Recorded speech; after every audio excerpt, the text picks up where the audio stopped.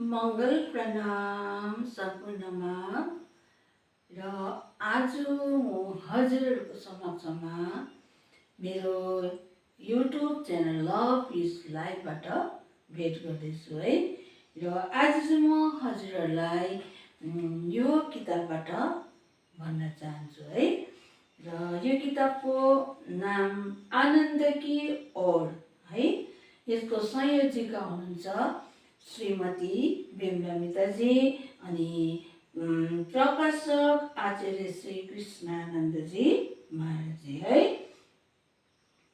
श्री प्राणनाथ mission Delhi बाबा Dayaram trust society कल्याण। र यो किताब श्रीमती बिमला मिताजीले निकाल्नु भएको छ है। र उहाँको जति पनि किताबहरू पढ्दै जाउँ है, आत्मा अनि परमात्मासँगको सम्बन्ध है, हाम्रो ब्रह्मात्माकोले नि हामी कसरी उत्रिनु पर्ने यस्तै यस्तै भावहरू। र आज हामी माझ बिमला मेताजी हुनुहुँदैन र यही किताबहरूद्वारा हामी उहाँको दर्शन गरिरहेको हुन्छौँ। र हाम्रो लागि उहाँले यो आफ्नो भाव छोडेर जानुभएको छ। र हामीले यस्तो यस्तो किताबहरू पढेर हामीले आत्मालाई अझै उज्जवल बनाउँ है। र परमात्मासँगको जुन एउटा सम्बन्धलाई प्रगाढ बनाउँ है भन्ने हाम्रो कर्तव्य पनि हो। हामी सुन्दर साथहरूले यस्तै यस्तै किताब पढेर नै हामी यो मायादेखि माथि उठ्नु पर्दछ। र म यो किताबबाट बानीको सर्वसाइबाट उहाँले लिनुभएको चौपाईबाट उहाँले अर्थ खोलिदिनु भएको छ र त्यसलाई नै म आज भन्न लागिरहेको छु है। बन्दो सतगुरु चरणको धनी सुटे म प्रणाम, अशुभ हरण मङ्गल करण धनी देवचन्द्र जिना। श्री प्राणनाथ निज मूलपति श्री मेहराज सुनाम, तेज कुंवरी श्याम जुगलको पल पल करूं प्रणाम। मंगल कृष्ण प्रणम हे मंगल धर्म प्रकाश, मंगल सुंदर सात हे मंगल धाम उजास, मंगल सुंदर सात हे मंगल धाम उजास। आनंद मंगल श्री रामधनी ज्यू की जय। र यहाँ बानीमा महामती प्राणनाथजी प्रभु भन्नुहुन्छ है। र यसलाई श्रीमती बिमला मेताजीले आफ्नो यो पुस्तिकामा यो चौपालाई राख्नु भएको छ है। देख तो निस्वत अपनी मेरी रूह तो आँखों खुल, तय तेरी कानों सुने हक बका की बोल। कौन जिमी में तो खरी, कहाँ है तेरा वतन, नार तो कौन खसम की दृढ़ कर कहो वचन। इन झूठी जिमी बेटाई के देखाई हक निस्वत, मेहर करी रूह ऊपर देने अरस लज्जत। अनंत सुख इन बखत को जो कदी आई रूह माही, तो नींद निज असल की उड़ जाए कहूँ कहीं। नजर खेल से उतरती देखियों त्यों अरस नजिक नजर यूं करते लैल मिटी रूहों दिन हुआ अरस फजर है। र यसलाई श्रीमती बिमला मेताजीले यसरी अर्थ हामीलाई खोलिदिनु भएको छ है। हे मेरी आत्मा, परमात्मा से अपना संबंध पहचान, है। परमात्माले भन्नुहुँदैछ हामीलाई राज्य महाराज अनि श्रीकृष्णजीले हामीलाई भन्नुहुँदैछ, हे मेरो आत्मा, अति प्रेमले हामीलाई भन्नुहुँदैछ, हे मेरी आत्मा, तिम्रो सम्बन्ध परमात्मासँगको जुन सम्बन्ध छ त्यसलाई तिमी जान भनेर भन्नुहुँदैछ। र परमात्मा अनि आत्मा अनि परमात्माको सम्बन्ध हामीलाई सतगुरु श्री धनी श्री देवचन्द्रजीले हामीलाई छर्लङ्ग पाराले देखाइदिइसक्नु भएको छ है। र हामीले त्यसलाई मनन चिन्तन पनि गरिरहेका छौँ है। र हामी परमात्माको सम्बन्धमा अटुट विश्वास हामीमा हुनुपर्दछ है। र आत्मा परमात्माको सम्बन्ध नै अनन्त पनि हुन्छ है। र यो सम्बन्धलाई तिमी जान। यो सांसारिक सम्बन्ध भने यो अनन्त छैन, यसको यो स्थिर छैन है। तर परमात्मा र आत्मा परमात्माको सम्बन्ध अनन्त छ है। र तुम उसका अंश, उसके नूर की एक किरण हो, यो जानकर अपना व्यवहार अच्छा करना है। र हे मेरो आत्मा, आत्मा समुदाय, तिम यो आत्मा परमात्मा राज्यको एक अंश किरण हो है। र यसलाई हामीले जानौँ। यो आत्मा त प्रकाशमय छ है।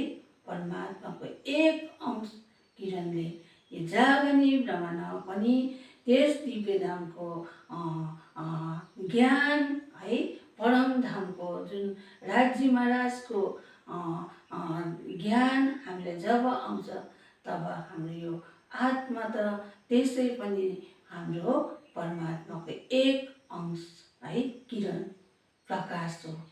र हामी यो प्रकाशलाई हामी जानौँ। परमात्मा र यो आत्मा अनि परमात्मा है को जुन एउटा प्रकाशमय छ, नूरमय छ है, यसलाई हामी जानौँ है। र यो सानो सानो है, छोटे ओछे लोगों का चलन न अपनाओ है। यो सानो सानो कुराहरू, यो संसारमा विभिन्न किसिमको है कुराहरू, असत्य कुराहरू है, र धर्मदेखि अलग एउटा विभिन्न किसिमको झन्झटहरू संसारमा छ है। तर यस्तो विषयहरूमा हामी नलगौँ र एकमात्र आत्माको पहिचान गरेर हामी हाम्रो रेणीमा उत्रौँ है। हामी राम्रो चलनमा लागौँ। परमात्माको जुन एउटा मार्गदर्शन छ, परमात्माको जुन एउटा दृष्टिकोण छ, परमात्माको जुन एउटा प्रेमको जुन एउटा राज्यको हामीमाथि भएको प्रेम दृष्टिकोण छ है, यस्तै यस्तै हामी पनि आफ्नो व्यवहारमा उत्रेर हामी रेणीमा उत्रिनु पर्नेछ है। परमात्मा के अपने सुखों का अनुभव करो। र परमात्माको जुन एउटा आनन्द छ है, अनि जुन परमात्मा दिव्य धाममा हामी 12,000 परमात्मासँग हामी एक साथ एक दिलको भावना भएर परमात्माको हामी जसरी आराधना गरेर परमात्मालाई हामीले पुकारिरहेको छौँ, त्यही चाहिँ हामीले यो जागनी ब्रह्माण्डमा पनि हामी एक सखी भाव लिएर नै परमात्माको सुखलाई हामीले जान्नु पर्दछ है। परमात्माको छेउमा सब एक समान दृष्टिकोण हाम्रो, हामी एक दिलको भावना परमधाममा है। र परमधामको प्रेममा हामी जति हामी मस्त छौँ है, त्यही प्रेममा नै हामी यो जागनीको ब्रह्माण्डमा पनि हामी त्यही प्रेमलाई नै हामीले अप्नाएको हुनुपर्दछ र हामी परमात्माको अभिन्न अंश आत्मा समुदाय भएको नाता है। परमात्मा की अपने सुखों का अनुभव करो, दुनिया की दुख तुम्हारा कुछ नहीं बिगड़ सकता है। र जब हामी परमात्माको सुखमा हामी जानेर हामी परमात्माको भक्तिमा लाग्न सक्छौँ है, र यो दुनियाँको जति पनि हामीलाई नराम्रो हाम्रो दुःख कष्टहरू जति हामीलाई आइलागे तापनि परमात्माको सुखमा हामी लागेको छौँ भने हामीलाई यो दुःखले हामीलाई केही बिगार्नु सक्दैन। परमात्मा को याद करते रहो, धीरे धीरे संसार का पर्दा हट जाएगा। हामी पल पल क्षण है परमात्मालाई सम्झौँ, परमात्माको याद गरौँ है, र परमात्मा कै म अभिन्न अंश हो र मेरो सम्बन्ध परमात्मासँग छ। यो संसारको सम्बन्ध क्षणिक छ है, र मेरो राज्यसँगको सम्बन्ध अटुट छ भनेर हामीले जब अनन्य भक्ति परमात्मामा हामी निछावर हुन्छौँ तब हामीलाई यो संसारको दुःख रूपी पर्दा पनि हट्दै जाँदछ है। और आत्मा अपने आप को परमधाम में बैठ जाएगा है। र यस्तो यो संसारको जब यो पर्दाहरू हट्दै हट्दै गइसकेपछि जब हामी परमात्मामा निछावर हुन्छौँ तब हाम्रो आत्मा परमात्मामा मिल्दछ है, मिल्दछ। अनि बैठ पाओगे दुनिया को देख लेने के बाद परमधाम में और आनंद आएगा है। र हामी यो दुनियाँबाट प्रत्येक क्षणहरू देखेर हामी यो झन्झट है, यहाँ दुःखै दुःख होइन, यो दुनियाँको यो हेर्दै हेर्दै हामी परमधाममा हामी जब परमात्माको यादमा हामीले दिनहरू व्यतीत गरेका छौँ है, जब हामीमा गोपी भाव आउँदछ है, र परमात्माको साथमा हामीलाई जुन आनन्द मिल्दछ है, यसको अनुभव हामीले गर्न सक्यो भने हामी साँच्चै परमधाममा अवश्य राज्यको चरणमा पुग्दछौँ। अनि जुन हाम्रो जुन शुल्कहरू यस दुःखरूपी खेलमा आएको छ र हामी त्यस दिव्य धाममा 12,000 ब्रह्मात्मा अनि म मेरो कुन जुत्थामा म छु है, त्यहीँ गएर म पिउजिनेछु है। र यस्तो प्रकारले हामीले चाहिँ परमधामको आराधना गर्नुपर्छ है। संसारको यो 33 कोटी देवी देवताहरूको पनि हामीलाई प्रत्यक्ष याद भइसकेको छ र उहाँहरूको आराधनाले हाम्रो आत्माको मोक्ष छैन। र हामीले ब्रह्मात्माहरूले जब हामी अनन्य भक्ति गर्दछौँ है, एक मात्र श्री कृष्ण अनि एक मात्र राज्य परमधाममा बस्नु भएको है, जुगल स्वरूप है राजश्यामजी अनि राधा कृष्ण है, यस्तै किशोर अवस्थामा बस्नु भएको छ। यस्तो परमात्माको ध्यान गरेर हामीले आफ्नो आत्मालाई मोक्ष प्राप्त गरौँ भन्दै र यो किताबबाट मैले आज हजुरहरूलाई केही मेरो आफ्नो अनुभवहरू मैले बुझेको अनुसार हजुरहरूलाई भने र यसमा मेरो भुल त्रुटिहरू हुनाले हजुरहरूबाट क्षमा प्रार्थी छु है।